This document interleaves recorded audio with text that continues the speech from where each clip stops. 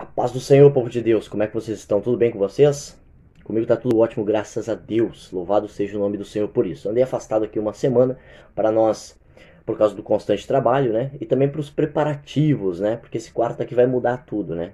Nós vamos criar um cenário aqui para continuar gravando os vídeos para o YouTube e continuar as lições bíblicas, né? E hoje nós temos mais uma lição, né? Rapidamente aqui nesta manhã. Falando sobre a volta de Jesus, né? E hoje o tema da lição é: esteja alerta e vigilante, pois Jesus voltará. Essa é uma garantia que ele nos deu, que ele voltaria, né? E nós temos que estar preparados e prontos para este grande dia. Então o texto base que eu quero falar com vocês aqui é Lucas capítulo 17, versículo 24, onde aqui na Bíblia diz assim, ó: porque como o relâmpago ilumina desde uma extremidade inferior do céu até a outra extremidade, assim será também o Filho do Homem no seu dia, né? Ele voltará como um relâmpago que sai do Oriente ao Ocidente, assim será no dia da volta do Filho do Homem, né? O arrebatamento da igreja, ele está falando aqui nesse texto, né? A volta de Jesus será tão repentina que não haverá chance para arrependimento de última hora, não, irmãos. Nós temos que estar preparados, vigilantes, despertos e apercebidos para que esse dia, né, não nos surpreenda e não chegue a nós como um ladrão, né? Glória a Deus por isso, né?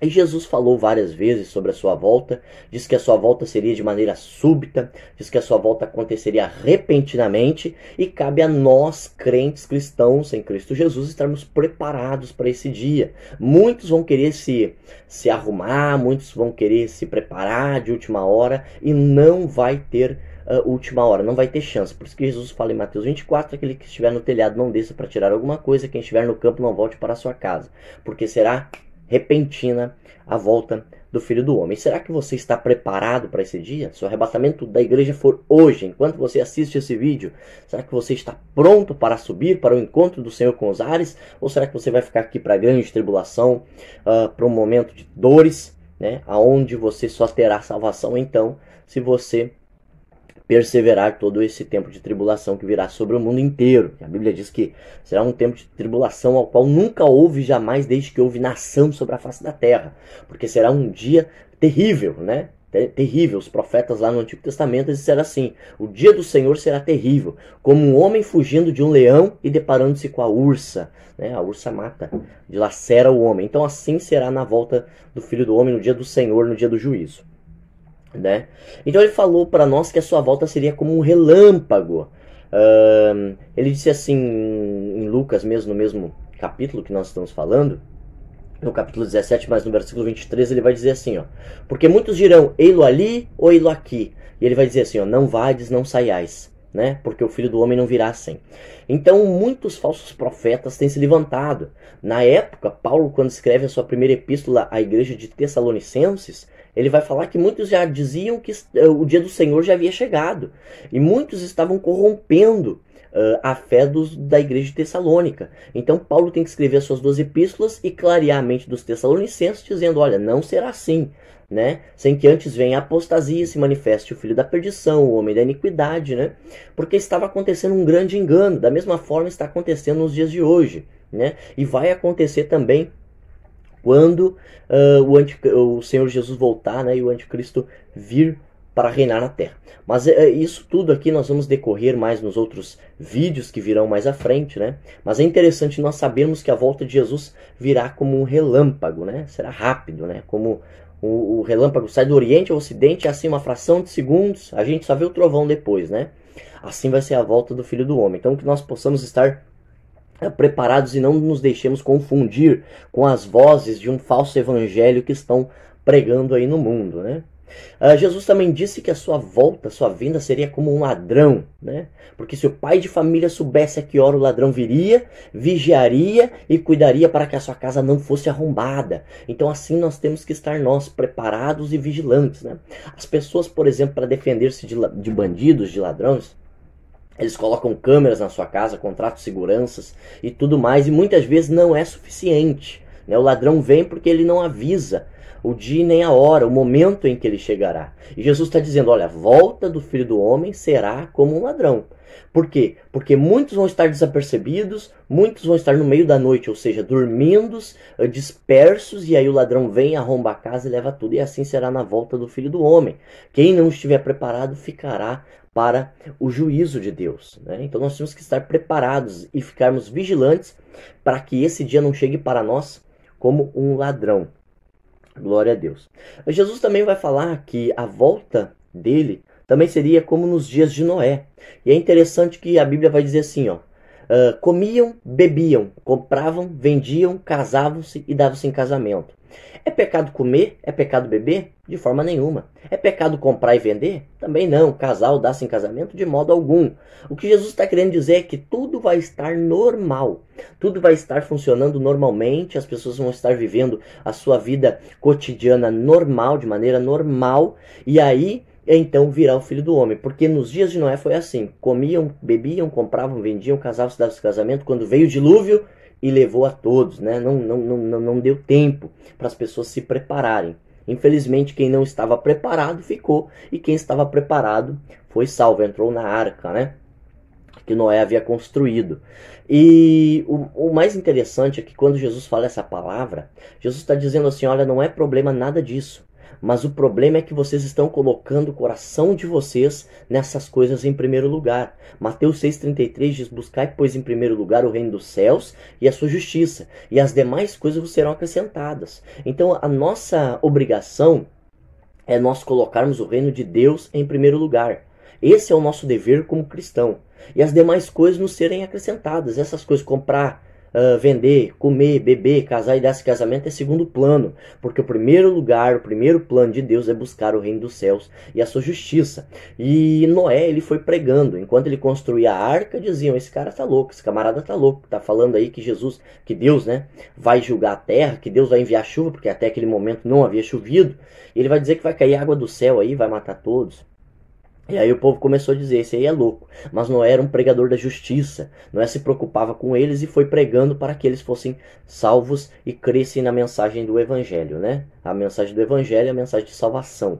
E eles não deram ouvidos a Noé, pelo contrário, diziam que estava louco. Assim somos nós que estamos anunciando a volta de Jesus. Eu estou gravando esse vídeo, para muitos estou louco, até para muitos crentes, né, desapercebidos. O irmão Vinícius está dizendo agora que Jesus está voltando, né, e Jesus vai dizer que não tem dia nem hora. Realmente não existe dia nem a hora em que Jesus voltará, mas é importante nós estarmos apercebidos para que esse dia não vos pegue como um ladrão, não vos pegue de surpresa. Então eu estou fazendo a minha parte aqui, como pregador da justiça também, anunciando que Jesus está voltando e que devemos nós, crentes em Cristo Jesus, estarmos preparados, né? Louvado seja a Deus por isso, né? A terra também, nesses últimos dias, estaria em corrupção, né? A corrupção geral na terra, haveria uma corrupção muito grande, né? Toda a terra estaria corrompida e violenta. A Bíblia vai dizer em Gênesis capítulo 6, quando fala da corrupção do gênero humano, que Deus viu que a terra estava corrompida e todo o homem que nela habitava. Então decidiu destruir Deus a terra em que havia criado e toda a alma vivente. É óbvio que a gente sabe que Deus conservou Noé e a sua família, porque Noé foi achado justo diante de Deus, e mais alguns animais que Deus preservou ali na arca para dar continuidade à sua criação. Mas Deus precisou batizar a terra com água, limpar e purificar de toda a corrupção. E hoje não está diferente, porque antes do juízo de Deus, a corrupção ela chega em níveis alarmantes. E hoje não é diferente, a gente está vendo a corrupção da terra, nos governos, na vida social e moral da população. A gente está vendo aí um número de homicídios muito grande, né? Segundo o IBGE, nós temos aí um número de homicídios aí de 50 mil pessoas por ano, 45 mil pessoas vítimas de acidentes no trânsito. Então nós temos visto que a corrupção, a violência tem se multiplicado na terra, né? Só no Brasil, irmãos, nós temos 10% de todo o homicídio que acontece no mundo. No Brasil, se mata mais pessoas do que em 180 nações juntas, contando os Estados Unidos da América. Então o Brasil ele só perde, se eu não me engano, para a Venezuela em número de homicídios e para algum país ali da América Central, não sei se Porto Rico ou um daqueles países ali. Então a corrupção ela está chegando em níveis alarmantes. A gente vê que hoje se mata por qualquer coisa. Se mata por uma corrente de ouro, se mata por um celular, se mata por um relógio. Às vezes se mata por e não leva a nada, né? Então a gente vê que a corrupção chegou em níveis alarmantes. E tudo isso são sinais da volta de Jesus Cristo. Mas o juízo de Deus veio sobre a corrupção daquela época. A Bíblia diz que Deus enviou o dilúvio para limpar a terra da corrupção. E Pedro vai dizer na sua segunda epístola, no capítulo 3, se não me falha a memória, que agora a terra estaria destinada para destruição em fogo, né? Viria fogo do céu e assim como destruiu Sodoma e Gomorra, também destruiria toda essa terra. E todo o pecado seria aniquilado, né? Como foi nos dias de Ló, né? Dias de intensa corrupção. A cidade de Ló, Sodoma e Gomorra, né? Hoje nós temos até um termo que se usa por causa do constante pecado em Sodoma, que é a tal chamada sodomia ou homossexualismo. E hoje nós temos visto isso em escala muito maior do que nós vimos em anos anteriores. Né? Sempre houve, mas quando o juízo de Deus se aproxima é porque já está em níveis muito grandes, muito elevados. Sodoma e Gomorra era uma prostituição total, né? O pessoal viviam em festas, orgias, prostituições e todo tipo de promiscuidade diante da face de Deus, e isso entristeceu o coração de Deus e fez com que Deus viesse com juízo sobre aquela terra, fazendo chover fogo do céu, né? Por causa do tamanho pecado que estava Sodoma e Gomorra. Assim está a terra nos dias de hoje. Olha o que está acontecendo aí, não precisa muito, você não precisa sair muito longe. Você apenas ao ligar a televisão, os jornais de telecomunicações, você já vê que as coisas estão acontecendo, você já vê em níveis alarmantes, né? Coisa acontecendo na nossa volta mesmo, na nossa cidade onde eu moro tem 70, 80 mil habitantes, e nós já vemos a violência aqui em níveis muito mais elevados, né? Há 20 anos atrás aqui em Montenegro, onde eu moro, poderia se dormir tranquilamente de janela aberta, 30, 40 anos atrás. Hoje nem pensar, né? Hoje às vezes nem com todo o aparato de segurança às vezes é possível tal coisa, né? Porque a corrupção, o pecado tem se multiplicado, a violência tem chegado a níveis alarmantes. Jesus vai falar assim, ó, que foi como nos dias de Ló, né? Tomai, por exemplo, a mulher de Ló. O que aconteceu com a mulher de Ló? Quando Sodoma e Gomorra estava sendo destruída, a mulher de Ló olhou para trás. Por quê? Porque foi uma demonstração dela de que o coração dela não estava lá na frente, nas coisas que o Senhor havia preparado para eles, para Ló e sua família, mas estava na sua cidade antiga, no seu pecado. É por isso que Jesus vai dizer que todo aquele que põe a mão no arado e olha para trás não é digno de mim, porque está olhando para trás, ou seja, o seu coração está lá nas coisas passadas. Isaías capítulo 29 vai dizer, não considerai as coisas antigas e não vos lembrarei das coisas passadas, porque Deus faz novas todas as coisas na nossa vida quando nós aceitamos ao Senhor Jesus. Todas as coisas muda a nossa moralidade, muda as nossas práticas, as nossas obras, muda o nosso jeito de falar, o nosso jeito de agir, o nosso jeito de vestir, o nosso jeito de pensar, o nosso jeito de tratar o nosso semelhante, né? O Evangelho transforma vidas.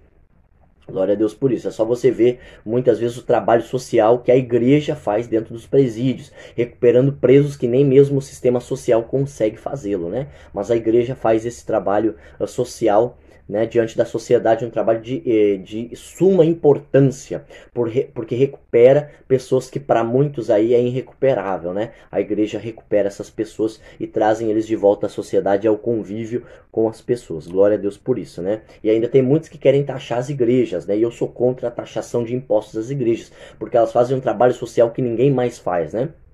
A própria Igreja Universal vem aqui sempre, todo mês aqui no bairro, e distribui cestas básicas a muitas pessoas, muitas famílias, né? A Assembleia de Deus também faz esse trabalho, a Igreja Adventista do Sétimo Dia também faz esse trabalho. Então a igreja em si, o cristianismo em si, continua fazendo um trabalho social muito grande, né? Libertando pessoas das drogas, dos vícios, da bebida e tudo mais. Então, o que Jesus está dizendo é para que nós fôssemos apercebidos como a mulher de Ló, olhasse para ela e visse o exemplo, não olhem para trás. Não deixem que o seu coração seja sobrecarregado com as coisas desse mundo, com a cidade, né? Amem mais a Deus do que as coisas deste mundo. A corrupção mundial, também haveria uma corrupção mundial e é o que nós estamos vivendo nesse tempo, né? A Suprema Corte dos Estados Unidos, ela aprovou alguns anos atrás o casamento gay, né? Acho que foi em 2015 ou 2016, não me lembro exatamente. E muitas igrejas evangélicas apoiaram esse tipo de prática. E esse tipo de prática é errada e condenada nas escrituras de Gênesis a Apocalipse. Muitos dizem, só vale o Novo Testamento. Então só pegamos o Novo Testamento, né? Prostituição, lascívia, sodomia, né? Os cães, né? Quando a Bíblia fala, e os cães ficarão de fora, está falando daqueles que cometem pecados sexuais, como sodomia, como homossexualismo e tudo mais, né? Então haveria uma corrupção geral, e é o que nós estamos vendo, uma corrupção geral. Mas, irmão Vinícius, tu tá pregando essas coisas, tu não teme ser preso? Se eu for preso por pregar o evangelho, é a verdade, glória a Deus por isso. Paulo foi, Pedro foi, muitos discípulos e apóstolos foram. O próprio Senhor Jesus disse que nós não seríamos louvados nesse mundo, mas nós seríamos julgados por esse mundo, condenados nesse mundo, perseguidos, caluniados, muitas vezes presos, e muitas vezes nos matarão achando que estão dando culto a Deus. Então nós temos que fazer a vontade de Deus e pregar as santas Sagradas Escrituras, anunciar que Jesus está voltando, que a corrupção está tomando conta e nós temos que continuar indo na contramão deste mundo, desse sistema, né? Levando a palavra de Deus. A própria PNDH3, que é uma lei trabalhista que veio aqui no Brasil, né, no Plano Nacional de Direitos Humanos, que foi aprovada também alguns anos atrás, queria queria oficializar a prostituição, a prática da prostituição como trabalho, né? Então nós vemos que a corrupção tem chegado a níveis extremos, da onde a própria política está influenciando, né, na vida moral das pessoas, né, influenciando eles a viver de uma maneira depravada, apoiando e anunciando todo tipo de coisas vis diante do Senhor, né? Também aconteceria a destruição da família. Nós temos vistos aí como a política, né, como o governo, ele trabalha para destruir a família tradicional brasileira e mundial, né, que pai, mãe, né, filhos e tudo mais, o sistema que Deus originou, né? Hoje dois pais adotam uma criança, né? Duas mães adotam uma criança, no sentido pejorativo da palavra, estou falando, porque não existem dois pais e duas mães, existem um pai e uma mãe, né? O sistema de Deus sempre foi assim: deixará o homem, o pai e a mãe, e unir-se à sua mulher, e os dois se tornarão uma só carne, né? Homem é homem, mulher é mulher. Né? Não existe cromossomo homossexual, não existe, né? Existe o masculino e existe o feminino, homem e mulher. Homem e mulher os criou, né? A Bíblia diz. Então não existe, né? Se você ir para a ciência, você vai ver que não existe, biologicamente falando, cientificamente falando, não existe gênero, né, que não seja homem e mulher, né? Então nós estamos vendo a destruição da família que o próprio Deus criou para o seu louvor e para a sua adoração. Então a corrupção, meus amados, tem chegado a níveis extremos, né? Hoje eu quero ser mais rápido, mais sucinto aqui, só para que nós estejamos vigilantes e alertas sobre as coisas que estão acontecendo no mundo. A corrupção chegando a níveis alarmantes, a violência, né, tomando conta de muitos lugares. Então nós temos visto coisas horrendas, horríveis, né, blasfêmias diante de Deus acontecendo. Antigamente, até estava comentando com os meus pais e com alguns amigos esses dias, que antigamente havia reverência por tudo. É óbvio que Dia de Finados é um culto muitas vezes aos mortos, e nós não devemos, né, fazer desse dia uma adoração. Mas eu lembro que quando eu era menor, quando eu era criança, porque menor eu sou, né, eu sou baixinho, né, tenho 1,70, quando eu era menor, a gente tinha uma reverência muito grande. Época da Páscoa, Sexta-feira Santa, por exemplo, nós não ligávamos som, não olhávamos televisão, era silêncio, não podia falar palavrão, né? Tinha que tudo, né? Claro que a gente não pode falar em nenhum dia, né? Mas aquele dia era um dia de extrema santidade, que a gente procurava, né, se policiar em todas as coisas. E hoje não, hoje não tem mais respeito com as coisas de Deus, não tem mais respeito com nada, né? O próprio Dia de Finados a gente não escutava rádio nem nada.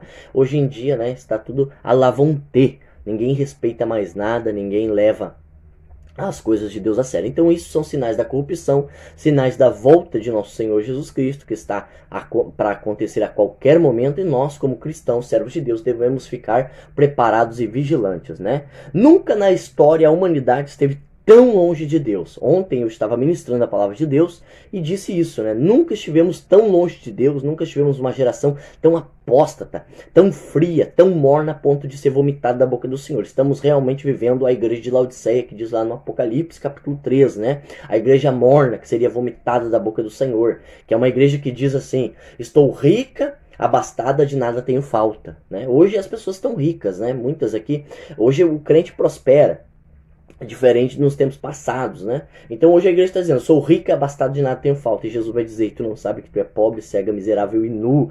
Então arrepende-te das tuas obras, né? Ouve a mensagem do evangelho, coloca Deus em primeiro lugar na sua vida, esteja vigilante para a volta do Senhor. E veja bem, não lute contra os princípios e mandamentos do Senhor, pelo contrário, propaga-os. O Salmo 1 diz uma palavra muito linda, o Salmo do Sinédrio, né? Eu gosto sempre de recitar ele em minhas ministrações, é dizendo assim, ó: bem-aventurado o homem que não anda no conselho dos ímpios, não se detém no caminho dos pecadores e não se assenta à volta dos escarnecedores. Antes o seu prazer está na lei do Senhor, e nela medita de dia e de noite. Então nós possamos estar vigilantes e meditando na palavra de Deus, na lei do Senhor de dia e de noite, e sermos bem-aventurados, não andando segundo o curso deste mundo, não andando segundo as nossas concupiscências e pecados, mas andando segundo o Espírito, na vontade e na presença de Deus. Então que nós, nesta tarde, neste dia, nesta manhã, nesta noite, não sei que hora você acompanha esse vídeo, você possa estar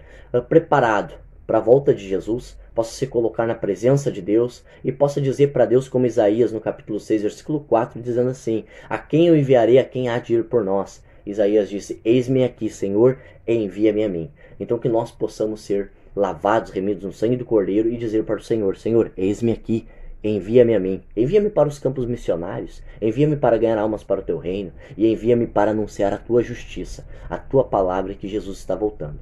Então, meus amados e queridos, que você esteja alerta nesta manhã, que você esteja alerta nesse dia, que você esteja alerta neste mês, neste ano, e sempre pronto para estar com o Senhor. Então Deus abençoe você neste domingo. Hoje a gente costuma gravar aqui os vídeos do domingo, mas logo estaremos mudando. Será quartas e sábados. Nós estaremos gravando vídeos aqui. Então que você possa estar preparados para a volta do Senhor Jesus, possa estar vigilante, apercebido e vendo que os sinais da sua vinda estão se cumprindo e que possamos nós estarmos preparados. Deus te abençoe, um grande domingo, que Deus te dê uma semana abençoada na presença do Senhor. E lembre-se, esteja alerta e vigilante, pois a qualquer momento Jesus voltará.